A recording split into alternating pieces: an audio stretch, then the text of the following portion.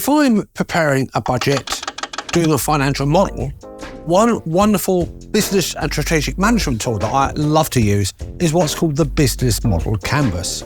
In last week's video, I introduced the idea of the Business Model Canvas, so please do check out last week's video. In this week, I'm going to explain what the model is, how it's made up. I'm going to go through two examples using a small coffee shop to represent the small business, and also an arts gallery, an art organisation to demonstrate its wide application outside of the commercial private sector. Hi folks, my name is Mahmood and welcome to another weekly episode on the I Hate Numbers YouTube channel. This is the channel that's got a mission, and that mission is quite straightforward. It's to help you make more money in your business, to increase your financial awareness and understanding, reduce the stress and anxiety of not knowing what lies ahead, managing those finances, saving time, saving tax, and having the business that you aspire to. I've done that for thousands of businesses over nearly 3 decades, and I want that for you. Let's crack on with the video.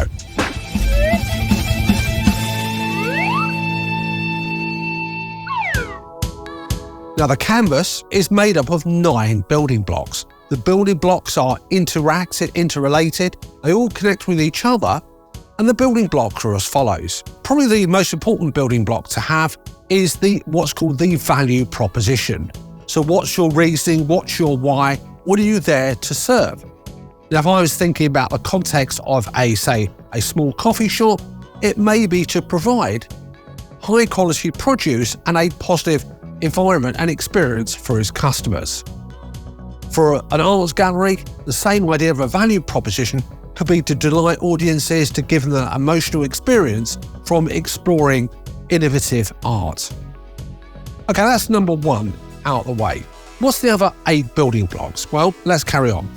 Now, remember, these building blocks interact with each other, and the power of them lies is once you've understood your own business model, understanding how you build a budget, how you build a forecast, how you look at the finances, what you need to track, and the marketing communications becomes much easier. I digress. Let's carry on with segment building block number 2. Building block number 2 is your customer segments.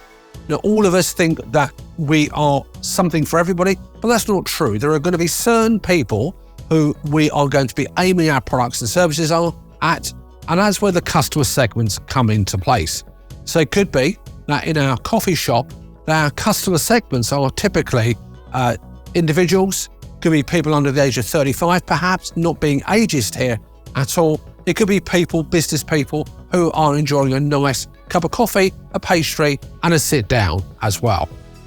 In our art gallery, if we take the same idea of who our customer segments might be, well, again, thinking about who that customer avatar, who we're there to serve, it could be, again, people between the age of 25 and 35. Obviously, I'm making these numbers up. You've got to cater them for your own organisation. It could be schools. There could be an educational purpose behind the artwork that you're exhibiting. It could be affluent individuals.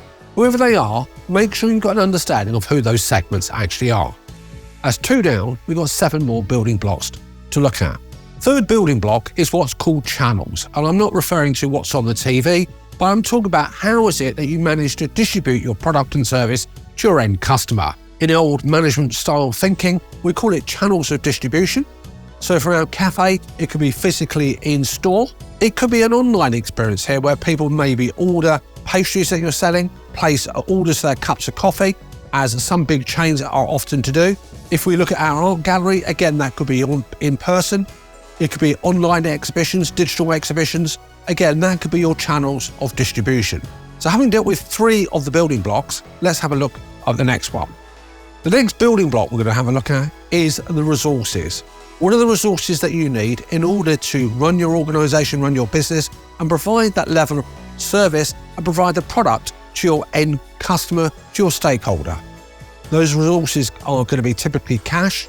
It could be infrastructure. So we think about the coffee shop, that could be the actual physical building. It could be making sure that you've got sufficient equipment to actually cook those pastries, reheat them, the coffee machines that go with that, as well as actually having that intellectual asset of a good staff team as well. Now, with your art gallery, that could be your curators, it could be the people who put up the exhibitions, it could be the front of house staff, as well as the actual physical space. And if you've got an online digital exhibition, it could be the IT architecture that you need to do that as well. Remember, all of these are fitting for a purpose here to give us an idea of what our business model is and perhaps how we might want to shape it going forward. Now, what else do we need to look at? Well, revenue. Where does the revenue actually come from? And revenue typically will come from a variety of sources. So we think about our coffee shop. The coffee shop could be generating revenue from the sale of pastries, the sale of coffee. There may be other drinks that are being sold, and therefore that's some of the examples of the revenue streams that it might have. For our art gallery, it could be merchandising. It could be the paintings themselves are up for sale. It could be ticket revenue. So depending on how your organisation is structured, you could be making money from a variety of sources. If it's a social enterprise or a charity, it may be having income coming from donations, trusts and foundations as well. Okay, what's the next thing on our list of building blocks? What about the partnerships that we have? Who are the key stakeholders that we have? The key suppliers. So the context of a coffee shop, it will be the people who supply the coffee to us. The people who supply all the commodities that we've got to resell. The relationships could be with our staff team as well. And in the gallery situation, that could be the curators, could be local artists. If part of our why, if part of our value proposition is to exhibit local art, then we're going to have a relationship that we want to develop with those local artists as well. Could be schools, they could also be part of that relationship. Remember, this is a general overview and framework. You need to adapt that for your own businesses. Now, what about the last 2 or 3 that we've got to look at? Well, costs. What is the cost structure that you've got in your business? So typically in our cost structure, we might be thinking about costs that are called fixed. We might be talking about costs that are variable. We may be talking about costs that are allocated to a support service, as well as providing the main product or service itself. So in our coffee shop, our cost structure will be the costs in relation to the items that we're reselling, the coffee and other beverages, the cakes and the pastries. This is making me a little bit peckish, I have to say. Then obviously there'll be other costs in terms of building costs, infrastructure costs, maybe costs that we have to incur in terms of promoting and marketing our business as well. In the art gallery, our costs will be in terms of any printing, merchandising. There'll probably be a heavy bias towards staffing costs as well. There's going to be a large component of those fixed, committed costs as such. And again, if we're printing any tickets, then there may be ticketing costs involved as well. Now, we're going to come down to the last couple, folks, and this is now we're going to be looking at relationships and activities. Now, the relationships we might want to develop, if we've got something like our cafe, those relationships could be developed from personal customer experience, personal customer service. We could develop those relationships with loyalty cards and reward schemes as well. We could be approaching local businesses where we might do a takeout service for, and those are relationships that we want to foster and we want to create and develop. In our arts organisations, the relationships might be with our key stakeholders, perhaps the schools that surround us, the schools that we want to come in and experience that art. It may be with local businesses if we're looking to develop sponsorship income, and those are the relationships that are key. And lastly, what are the activities? And for me, knowing what those activities are that you need to deliver that value proposition is really important here. So when we have our cafe scenario, our cafe situation, there's obviously the whole production process.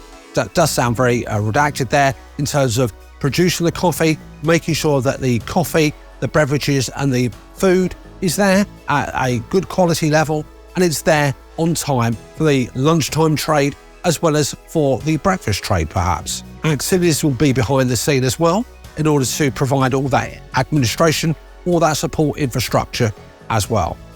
Now, when it comes to the gallery, activities are going to be for putting on the exhibition, curating the work. Activities will be involved in terms of communicating that message to our stakeholders, to our clients, to our audiences as we develop them. So folks, that gives you a rough guide, an overview about the business model, Canvas. And there's a Brucey bonus here. If you check out the notes, there's a link to a download to a free template here for the examples that I've just been outlining for the coffee shop and for the arts organisation. Take it, grab it, adapt it for your own organisation, and I'd love to see what you produce for your own business. Hope that's been useful. I'd love it if you could share that with those who you feel will benefit. And until next time, think about your business model. It's going to be a powerful tool for developing your forecasting, for understanding your communication, how you interact with customers, and it's extremely insightful and powerful, and it's evolving all the time.